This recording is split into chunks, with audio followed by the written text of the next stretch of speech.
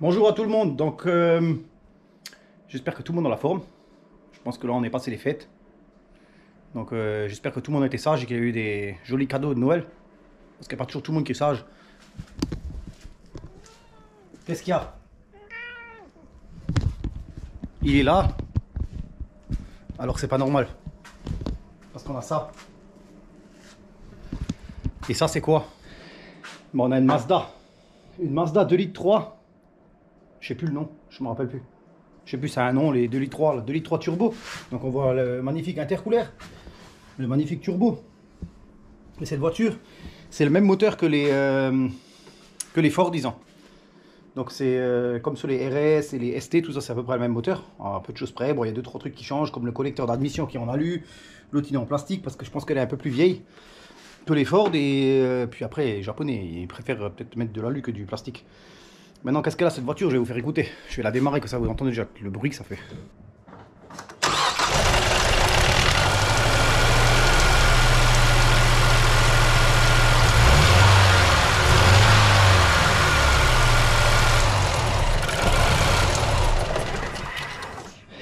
Il y a un cylindre qui compresse plus. Alors on l'a bien entendu quand j'ai démarré. Il tourne sous 3 pattes le bordel. Et il y a un cylindre qui va plus. Maintenant lequel c'est, je sais plus. Faut que je regarde. En tout cas, il y en a un qui a plus de compression. Maintenant, la question, elle est, est-ce que c'est comme sur le ST que j'avais fait, il y a longtemps? Est-ce que c'est ça? Est-ce que c'est plutôt ça? Bon, là, j'exagère un petit peu, parce que sinon, elle tournerait plus comme ça.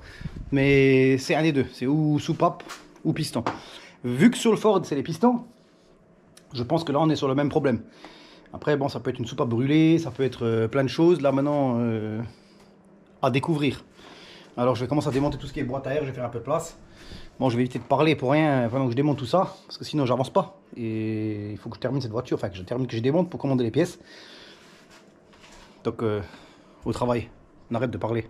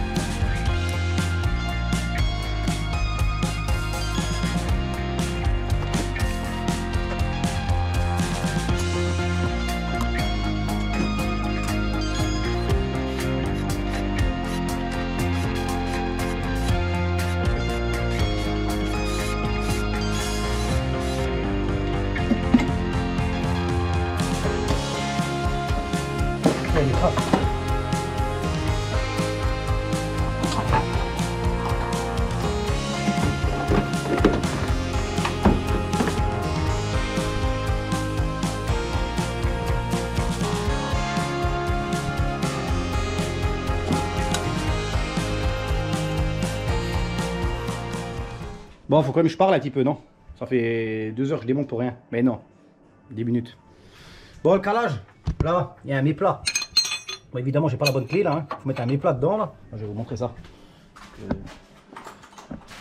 Là, il y a le méplat.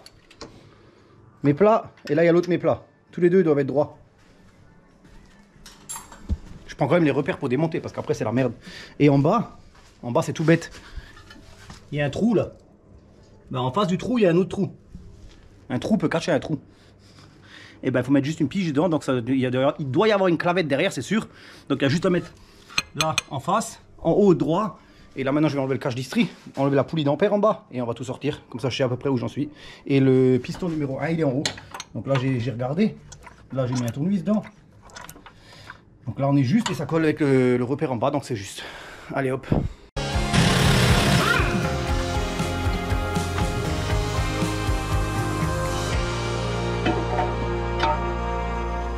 Non. Ben, bordel de merde. Toi, pour les nourrir, t'es pas dans la merde. Hein. L'engin que c'était, je me suis dit, mais c'est pas possible.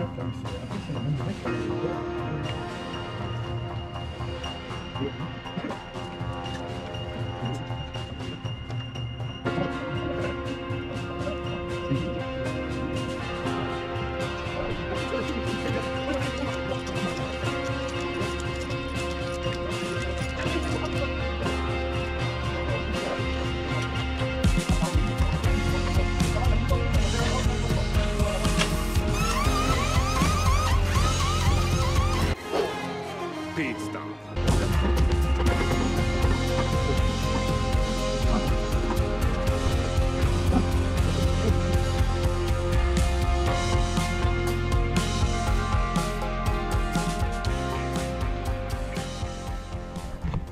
Bon, on voit bien le cylindre qui a un problème. Mais il n'y a pas de soupape de plier ou quoi d'autre. Donc on va les démonter en bas. On va enlever on va sortir ce piston là-dedans. Il a mis une petite épingle là. Non, ce qu'il y a de mieux, c'est ça. C'est l'épingle crochet, tu sais. Non, ce qui est mieux, c'est la goutte que je viens d'avoir sur la tête. Bon, on arrive enfin au biel. J'ai dû enlever encore la masse d'équilibrage. Ou j'ai dû prendre des repères, mais que j'ai pas montré. Bon, on va démonter celle-là. Là. Et on va voir qu'est-ce qu'il a. Enfin.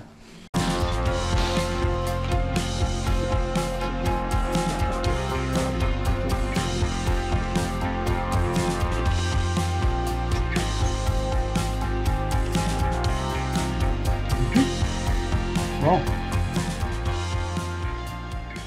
Bon, j'ai pas parlé beaucoup. Parce que j'étais concentré.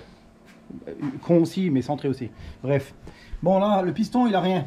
J'ai démonté. De toute façon, comme ça, j'aurais quand même démonté, même si maintenant, au stade où j'en étais. Donc là, vous voyez, il n'est pas fissuré, il n'y a rien, il n'y a pas de problème. Donc du coup, je suppose que ça vient de la culasse. Donc là, ce que je vais faire maintenant, je vais remballer tout ça, là, on va tout ranger. Et je vais mettre la culasse sur l'établi, quand j'aurai rangé l'établi. Il faut d'abord que je range tout. Et je vais contrôler les soupapes. Donc je pense que les soupapes d'échappement, je dirais échappement parce que sinon ça pèterait dans l'admission et ça ne le faisait pas. Et si c'est dans l'échappement, on l'entend pas. Donc je pense que c'est l'échappement qui est plus étanche, donc les guides ou un truc, les sièges pardon, qui doivent être bouffés ou quelque chose. Donc je vais voir. Donc on va ranger déjà tout ça là parce qu'ici il n'y a plus rien à faire et voir ça.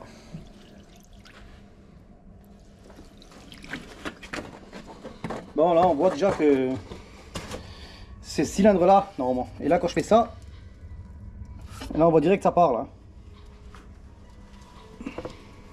Là hop, il est vide et celui-là il est encore plein. Donc là on voit que c'est la soupape là qui n'est pas étanche. Hein. Donc on va aller voir ce qui se passe. Bon, j'ai enlevé le ressort. Et là on voit bien que qu'il y a un peu des résidus, que ça a fondu. Hein.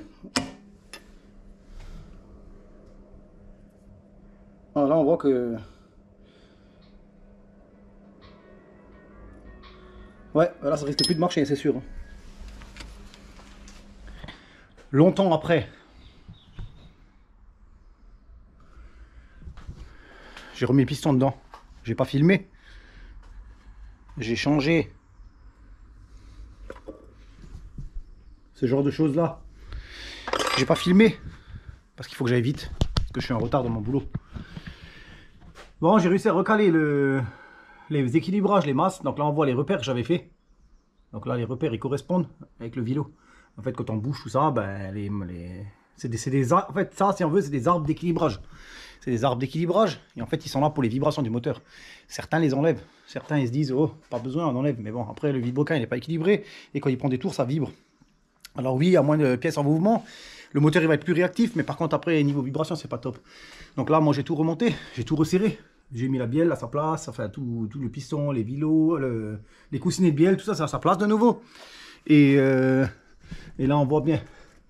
Donc là, il y a le vilo, il bouge. Et là, on voit les arbres. Donc si maintenant on le met là, eh ben, on est juste. Si maintenant j'avance, eh ben, c'est faux. Donc là, on est juste. Voilà. Donc là, je vais mettre la pâte et je vais remettre le carter en dessous.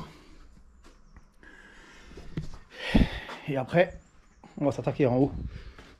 Et en haut, on va devoir remettre ça, qui est revenu de chez l'usineur.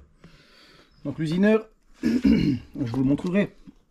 Voilà, il a tout qui est fermé. Tout est neuf. Tout a été rectifié, il a changé les soupapes. Donc soupapes changées, siège de soupape changé. Les guides, je crois, il a refait. Le jeu aux soupapes, il a été refait. Puisque le jeu aux soupapes, c'est un jeu mécanique. Donc du coup, il n'y a pas de poussoir hydraulique. Donc c'est des poussoirs mécaniques. Donc du coup, il faut toujours reprendre un petit peu le jeu. Parce que le jeu, il était plus juste. Et si le jeu, il n'est pas juste, bah, justement, la soupape d'échappement reste un petit peu ouverte. La voiture tourne. À froid, elle démarre bien. Et à chaud, une fois qu'elle roule, bah, comme il y a de la fuite au niveau de la soupape d'échappement, ça crée une température et ça peut faire fondre ça, soit un problème de AFR, c'est-à-dire de, comment on dit ça, de CO2 qui était pas bon, trop faible, trop élevé, je sais pas. Donc la culasse elle est prête, je vais remettre le carter en dessous, je vais serrer ça et comme ça pendant le temps que ça sèche, je peux déjà les remonter en haut. Allez hop.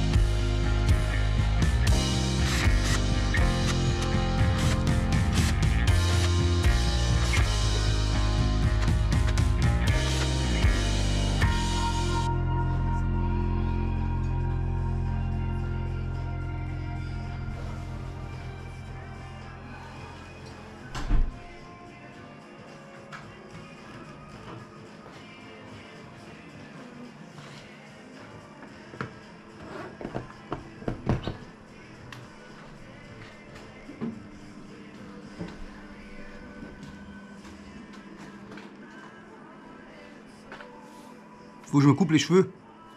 J'ai toujours pas eu le temps. Nouvelle journée aujourd'hui. Qu'est-ce qu'on va faire aujourd'hui? On va remonter ça. Bon, j'en étais resté ou quoi? Je me suis arrêté avec le piston que j'ai remis dedans. Les coussinets de bielle. La culasse elle est finie. Je l'ai récupérée. Enfin. Et là maintenant il faut que je nettoie tout le plan de joint. Nettoyer toute cette merde là. On va mettre le compresseur en route pour souffler tout ça. Et on va tout remonter. Allez hop, c'est parti.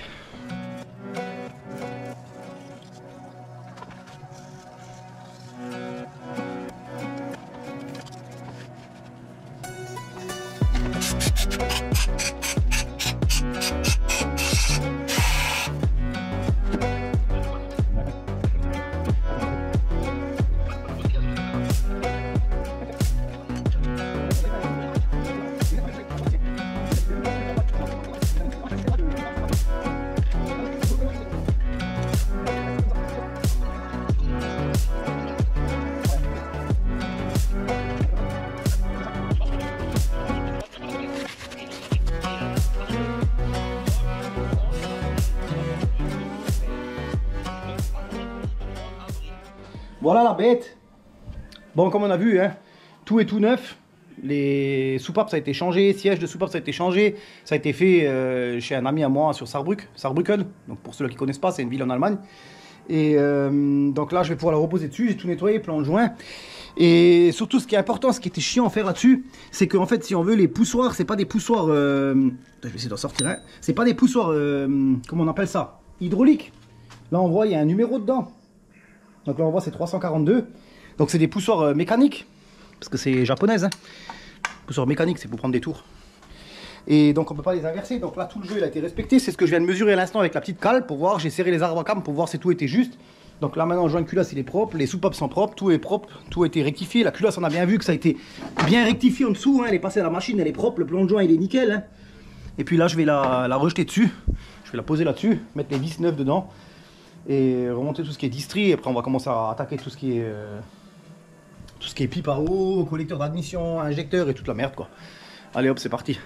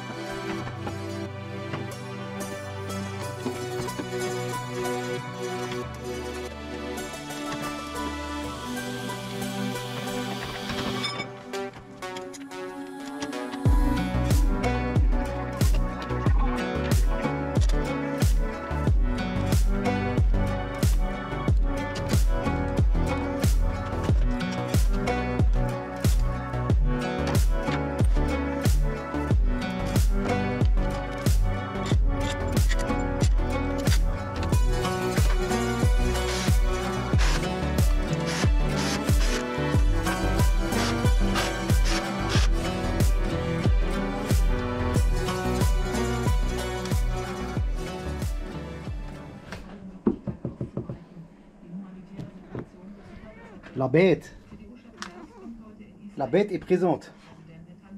Qu'est-ce qui se passe avec toi?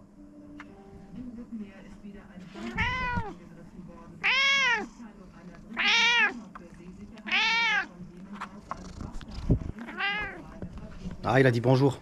Il s'est frotté à la caméra. Tu t'es frotté à la caméra. La bête est présente. Question pour les abonnés et les non-abonnés aussi. Je cherche quelqu'un pour faire des logos. Pour pouvoir faire des beaux logos. JD57 avec 2-3 trucs. Si quelqu'un sait comment faire ou a les capacités de le faire, qui me contacte sur mon Insta. Et je lui dirai à peu près ce que je veux ou on se téléphone. Et comme ça on voit comment on peut faire. Je voulais déjà le demander la dernière fois, j'ai oublié.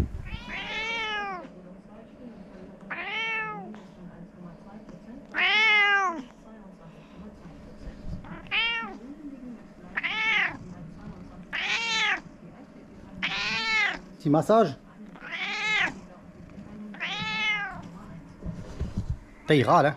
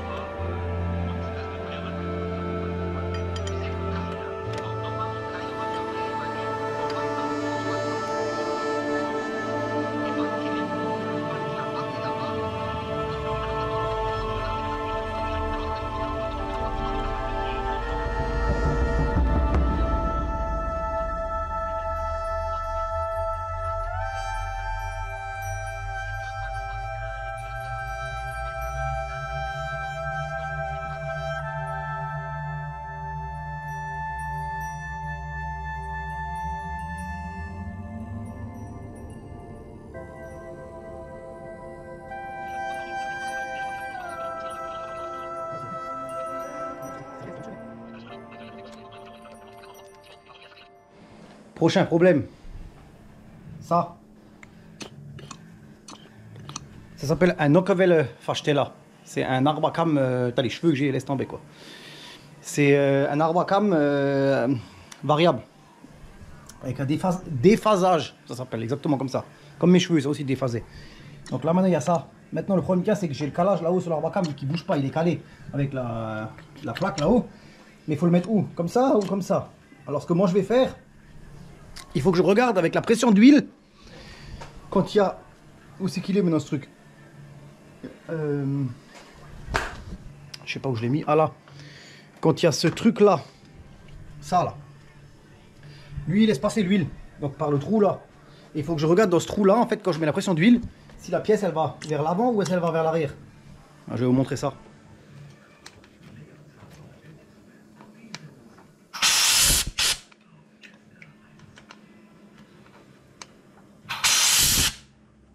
Bon là on voit bien alors, hein. Je bouche les trous là derrière, je mets la pression d'huile dedans. Donc il le pousse vers l'arrière. Donc en fait il faut qu'il soit calé comme ça, vers l'avant, et lui va le pousser vers l'arrière après. Donc c'est comme ça qu'il est juste. Et en fait ça sert à décaler l'arbacam d'admission. Et l'arbacam d'admission à 4000 tours, je sais pas, je vais dire 4000, 3005, 3008, je sais pas. Il y a ça, c'est branché électroniquement. Lui il laisse passer l'huile, la pression d'huile du moteur qui monte là-haut passe dedans, fait tourner la poulie qui décale la distribution. Et ce qui se passe, c'est que la voiture elle prend plus de tours, c'est à dire qu'elle va marcher à bas régime et après elle va marcher à haut régime. Donc là maintenant j'ai trouvé la position dans laquelle ça se cale parce que je n'avais pas fait attention en démontant, et je vais remonter ça comme ça. Et si jamais ça fonctionne pas, bah, il y aura un voyant moteur ou quelque chose qui sera allumé. Donc allez hop, on peut mettre la chaîne dessus. Il faut que je redémonte le tendeur en bas.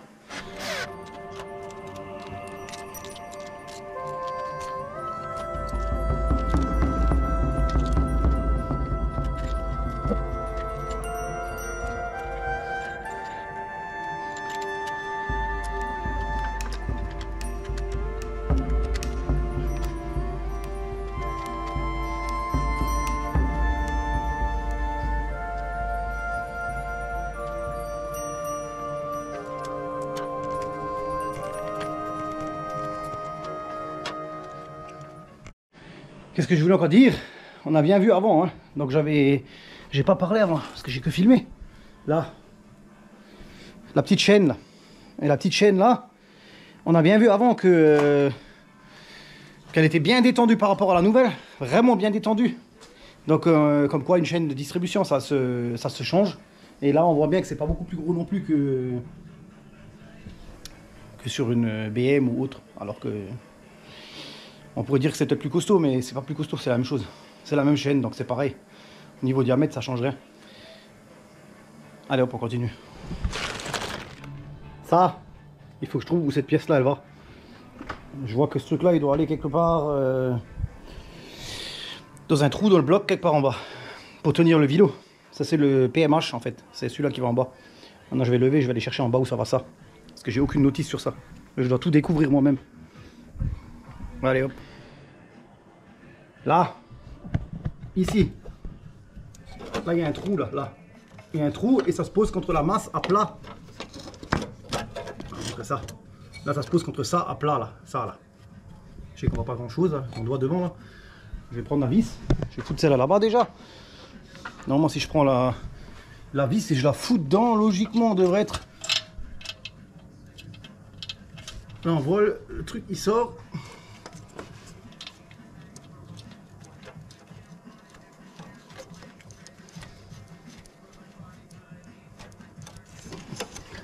Ouais, là il va contre. Bon, j'ai réussi à le serrer. Là on voit qu'il est serré contre. Et là normalement on voit ici la masse du vilo. Je vais essayer de vous la tourner parce que c'est dur avec une main. Quand on tourne, on se tourne, tac. Là on voit la masse, elle vient contre là. Tac. Et là on est sur les repères partout. Maintenant il suffit de remonter le carter distri en bas. Il suffit de. C'est la phrase de beaucoup de gens. Et ensuite, après ça, bah, je pourrais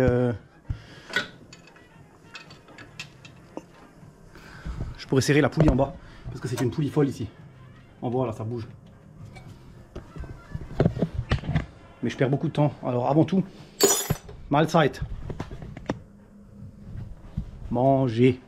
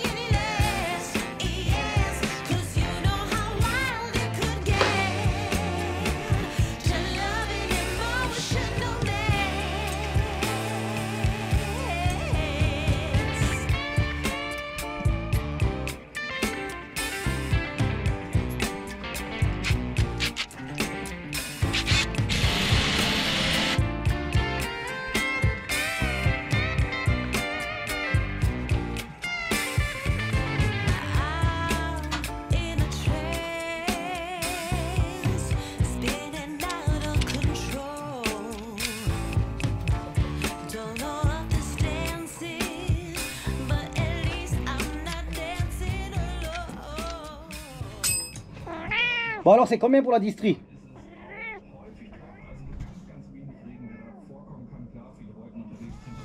Ils disent 20 dents. T'as 20 dents toi? Montre voir la tête que t'as. Oh il est gentil, regarde. Bon 20 dents.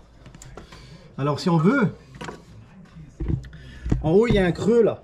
Ici, il y a un endroit où il y a plus les dents. Il manque 2 dents. Donc je mets la main dessus, je compte, il y a un creux. Ça fait 1, 2, 3, 4, 5, 6, 7, 8, 9, 10. Là j'ai fait un repère à 10. Je vais essayer de vous le montrer. J'ai fait un repère à 10.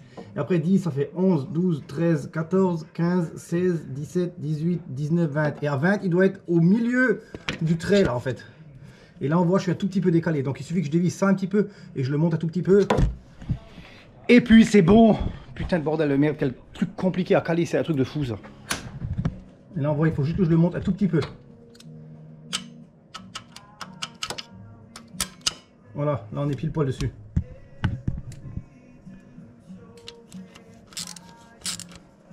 Hop, et je le serre.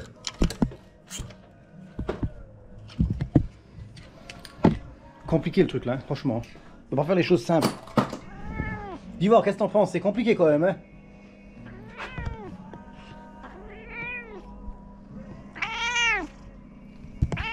Tiens, il y a des enfants qui veulent te voir. C'est pour les enfants. J'ai vu dans le commentaire, il y a des gens qui me disent il y a leurs enfants qui regardent les vidéos juste pour le chat. Alors je leur montre. Bon, je peux enlever ça maintenant. Avec ta mette. On remet dans la boîte.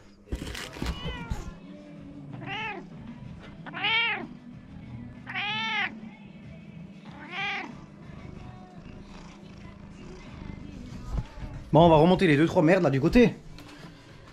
On va remonter ça là. Avec le joint là. Je vous passe de ça.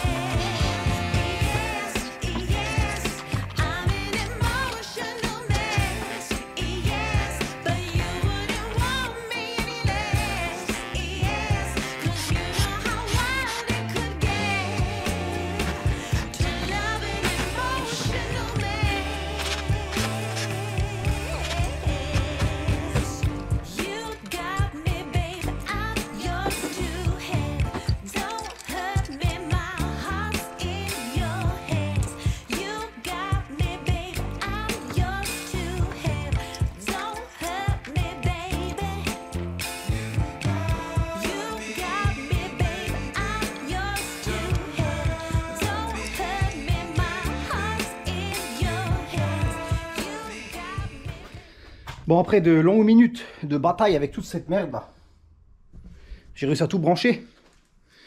J'ai mis de l'huile dans le moteur. D'ailleurs, je vais fermer le bouchon.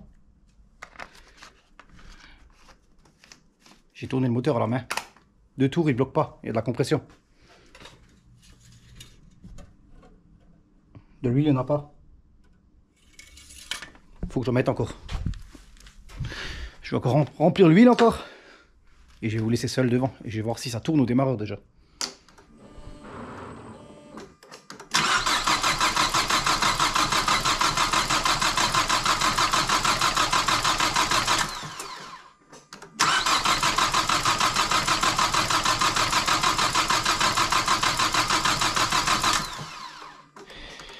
J'en ai vraiment marre, mais marre de ces conneries. Pas une goutte d'essence dans cette putain de bagnole.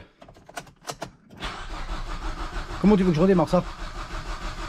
Eh ben, on va faire comme toujours, on va appeler le propriétaire, il va me dire ben, va chercher de l'essence à la station, tu peux y aller et passer 40 minutes à la station à prendre de l'essence parce qu'il y a tout le monde qui met de l'essence là-haut. Mais bon, bref, je sais plus quoi dire. Je vais la foutre dehors Et je vais le faire attendre une semaine de plus. Bon, on va s'arrêter sur ces belles images parce que monsieur n'a pas voulu mettre de l'essence comme tous mes clients ils aiment bien faire. Donc tous ceux qui me ramènent une voiture qui me dorénavant qu'il n'y aura pas d'essence dedans, je mettrai la voiture dans le jardin et je la terminerai plus. Voilà, comme ça leur fera une petite punition. Alors là maintenant on va la mettre dans le jardin et on va la laisser traîner un petit peu dans le jardin jusqu'à ce qu'il y ait de l'essence dedans. Je peux rien faire, j'ai pas le temps, j'ai pas envie et c'est pas à moi de mettre de l'essence. C'est pour ça que je suis obligé de sortir les Doliprane. Parce que j'ai mal à la tête quand je vois les conneries que les gens y font. Maintenant, je ne sais même pas s'il y a un problème d'étincelle, s'il y a un problème d'arrivée d'essence, s'il y a un autre problème, si c'est mal calé. Je sais de nouveau pas où j'en suis. Voilà, maintenant je vais pouvoir foutre la voiture dehors et je vais tout pour remettre la tête dedans la prochaine fois et chercher de nouveau d'où vient le problème maintenant que j'ai un peu dedans. La batterie, c'est aussi la mienne. Parce que l'autre elle est cuite. Jour X. Jour X. Il m'a ramené de l'essence. Je viens de mettre l'essence dedans. Il y a 15 secondes. 5 litres. La jauge elle a même pas bougé. Je peux vous montrer ça.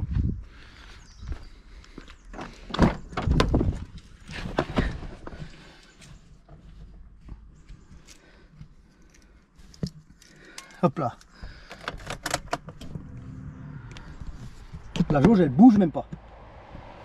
La jauge elle bouge pas. Mais par contre...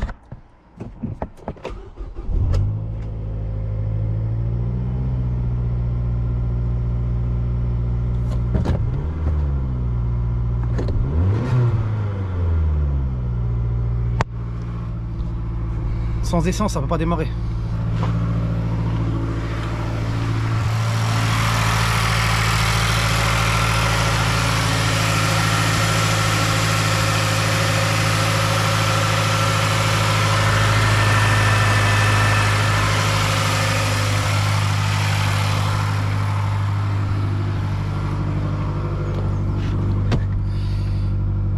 Bon, elle tourne.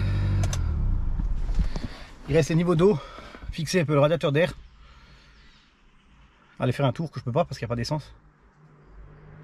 Je ferai le niveau d'huile. Et puis on arrêtera la vidéo là-dessus. L'essentiel c'est que vous avez vu que la voiture elle tourne. Et surtout ce que je vais faire pour les prochaines vidéos c'est que je vais me couper les cheveux. Parce que là on dirait que je sais pas d'où je sors. Bon bah merci à tout le monde. N'oubliez pas de vous abonner, de mettre un pouce, ça m'aide. Si vous mettez des pouces, YouTube il me met en avant. Si vous mettez pas de pouces, YouTube il me met pas en avant. Donc du coup, ben, je reste là où je suis. Alors si vous voulez m'aider, il faut mettre un pouce. Et merci quand même à tout le monde. Merci pour tout ce monde qui me suit. Et puis, n'oubliez pas de mettre de l'essence dans les voitures. Parce que ça m'énerve quand on me ramène des voitures sans essence et sans batterie. Je vais plus les accepter, vraiment. La prochaine fois je vois une jauge qui est en dessous d'un quart, j'accepte pas. Bon allez hop, ciao ciao à tout le monde. Et à vendredi prochain dans une nouvelle aventure. Je sais pas ce que ça sera, mais on verra. Allez, ciao!